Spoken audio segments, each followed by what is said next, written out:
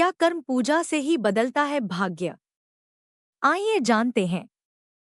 हमारे कर्म किसी की भलाई के लिए हैं, तो उनका परिणाम और भी अच्छा होता है। इस संसार में और हमारे जीवन में घटित हो रही घटनाओं और बदल रही परिस्थितियों पर हमारा कोई नियंत्रण नहीं होता है। हम उन्हें घटने से नहीं रोक सकते हैं।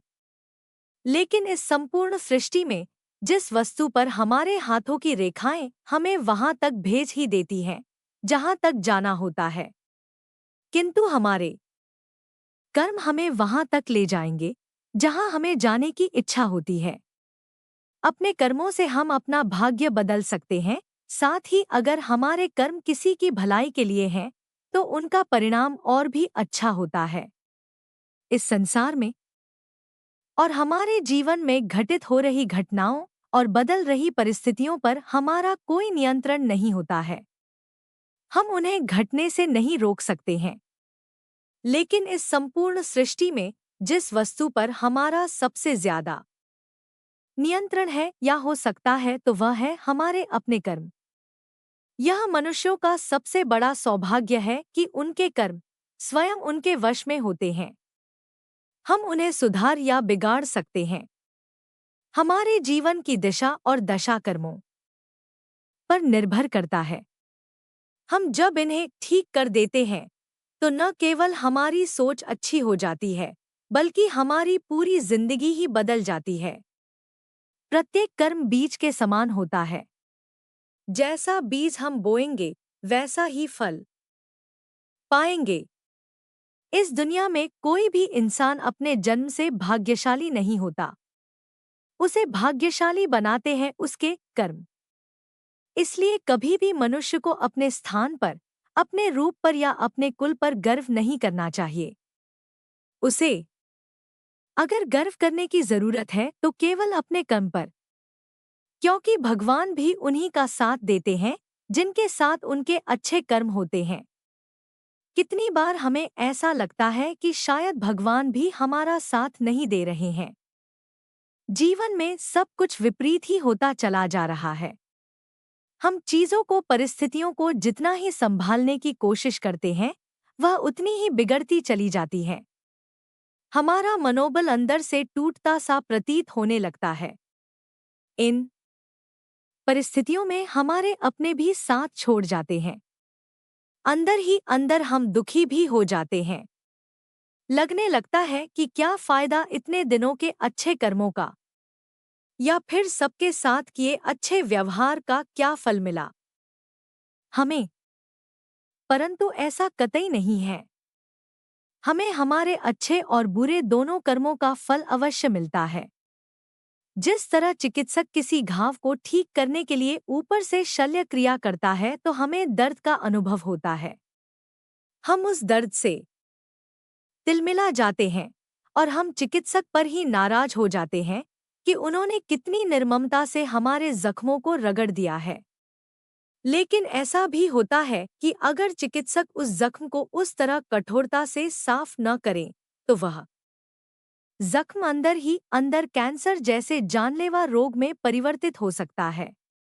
एक चिकित्सक को हमेशा पता होता है कि उसके मरीजों का इलाज कैसे किया जा सकता है, साथ ही किसी भी घाव को किस तरह से साफ करना है, यह वह बहुत अच्छी तरह से जानता है।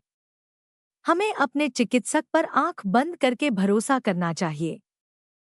ठीक उसी तरह भगवान भी इस सृष्टि के चिकित्सक ही है। वे जानते हैं कि उनके बच्चों के लिए क्या अच्छा है और क्या बुरा है। उनके द्वारा किए गए हमारे जख्मों की सफाई पर कभी-कभी हम उन्हें भला बुरा भी कह देते हैं। हमें लगता है कि वह हमारे साथ सही नहीं कर रहे हैं, हमें तकलीफ दे रहे हैं, हमारे कष्टों की ओर उनका ध्यान नहीं हो रहा है। लेकिन ऐसा तो नहीं होता ना। भगवान हमेशा जानते हैं कि हमारे लिए क्या अच्छा है और क्या बुरा। उसी के हिसाब से हमारे साथ घटनाएं घटित होती जाती है। अगर हमारे कर्म अच्छे होते हैं, तो भगवान हमें विकट परिस्थितियों और बुरे इंसानों से दूर कर ही देते हैं। अब भले इस दूरी को लाने के क्रम में हमें कुछ और कष्टों का सामना करना पड़ सकता है, अंततः हमें भगवान उन गंभीर दुखद परिस्थितियों से बाहर निकाल ही देते हैं। लेकिन इन सब के लिए सबसे जरूरी है कि हमारे कर्म अच्छे हो। ऐसा नहीं है कि हम खराब कर्म करेंगे तो सुखी रहेंगे और अच्छे कर्म करेंगे तो दुखी रहेंगे। अपने कर्मों को अच्छे रखना इस संपूर्ण सृष्टि का सबसे बड़ा धर्म है, क्योंकि जीवन का फल कर्मानुसार मिलता है, धर्मानुसार नहीं।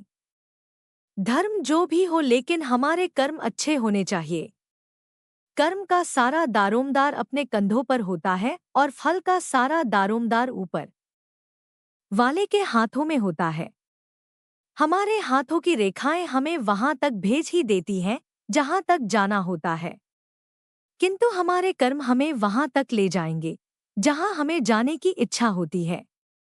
अपने कर्मों से हम अपना भाग्य बदल सकते हैं। साथ ही अगर हमारे कर्म किसी की भलाई के लिए हैं, तो उनका परिणाम और भी अच्छा होता है। शायद इसलिए कर्म को पूजा माना जाता है। ईश्वर द्वारा प्रदत्त जीवन बहुत सुंदर है। सुखी जीवन जीने के लिए आवश्यक सभी चीजें हमें पहले ही प्राप्त हो जाती हैं। हालांकि अधिकांश लोग जीवन के इस पहलू को नहीं समझ पाते हैं और बुरे तरीकों का पालन शुरू कर देते हैं, जिसका नतीजा उन्हें भुगतना ही पड़ता है। इसलिए हमें अपने कर्मों को पूजा की तरह लेना चाहिए। जिस तरह पूजा करते समय हम उसमें किसी तरह का कोई घालमेल या मिलावट नहीं करते हैं, बिल्कुल समर्पण और पूर्ण शुद्ध मन के साथ हम पूजा करते हैं, उसी तरह हमें अपने कर्मों को भी पवित्र और बिना किसी मिलावट की रखना चाहिए। तभी हमें शांतिपूर्ण मन और आत्मा और एक सुखी जीवन प्राप्त होता है। यह हमें जीवन का असली आनंद तो देता ही है, साथ ही हमें महानता की ओर ले जाता है। काम ही जीवन का सच्चा सार है, जो महान विचारों को दिमाग में लाता है और लोगों को महान व्यक्ति बनाता है। कर्म वास्तव में मनुष्य की पूजा है, क्योंकि कर्म के बिना वह पृथ्वी पर जीवित ही नहीं रह सकता। यह हमारे कर्म ही है जो हमें नई पहचान, नया चेहरा और जीवन को एक अर्थ देता है। कर्म के बिना जीवन निष्क्रिय और नीरस हो जाएगा। महान सभ्यताओं और संस्कृतियों को केवल प्रतिबद्ध कर्म के माध्यम से ही प्राप्त किया जा सकता है, क्योंकि मनुष्य ईश्वर की सबसे बुद्धिमान, कुशल और सक्षम रचना है, जो कठिन परिश्रम से कुछ भी संभव कर सकता है। इसीलिए भगवान ने मनुष्य को कर्म से नवाजा है। मनुष्य अपने मस्तिष्क के उपयोग से सही कर्मों को तय कर सकता है। राष्ट्र और मजबूत हो जाता है जब उसकी श्रम शक्ति पूरी तरह से और उपयुक्त रूप से नियोजित हो जाती है। हमारे क्षेत्र में पूरी प्रतिबद्धता से काम करने से हमें वास्तविक शांति और संतुष्टि मिलती है, जो हमें निरंतर सफलता की ओर ले जाती है। लगातार कर्म हमें दिन प्रतिदिन सक्षम बनाते हैं, जिससे हमारे आत्मविश्वास का विकास होता है। लेकिन हमें अपने भीतर सुधार और स्थिरता के लिए कर्म करने चाहिए, न कि किसी पुरस्कार या गौरव की लालसा के लिए। धार्मिक संस्थानों में जाकर घंटों की गई पूजा से भी वह प्रतिफल नहीं मिलता है जो कि मनुष्य अपने सही कर्मों से प्राप्त कर सकता है। जिनके कर्म अच्छे होते हैं, उनके लिए उनका मन ही मंदिर हो जाता है। दुनिया भर के विकसित राष्ट्र जैसे संयुक्त राज्य अमेरिका, जापान, चीन, जर्मनी आदि केवल अपनी व्यक्तिगत और सामूहिक रूप से की गई मेहनत से ही आज विकसित राष्ट्र की श्रेणी में खड़े हैं। हमें अपना और अपने देश का कल्याण करना है, तो हमें अपने कर्मों पर पूरा नियंत्रण रखना चाहिए, साथ ही उच्च कर्म करने चाहिए। हमें यह नहीं देखना चाहिए कि हमारे कर्म की आयु कितनी है, क्योंकि ओक का पेड़ वर्षों तक जिंदा रहता है, लेकिन जब यह नीचे गिरता है तो इसकी लकड़ी खोखली होती है और हमारे लिए बिल्कुल बेकार होती है। आलसी और बेकार बैठे लोगों के पास भगवान भी नहीं जाते मदद के लिए।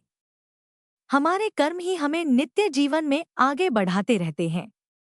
काम करने से हमारे शरीर और दिमाग का भी एक अच्छा व्यायाम हो जाता है, जो कि हमारे जीवन में वास्तविक आनंद लाता है।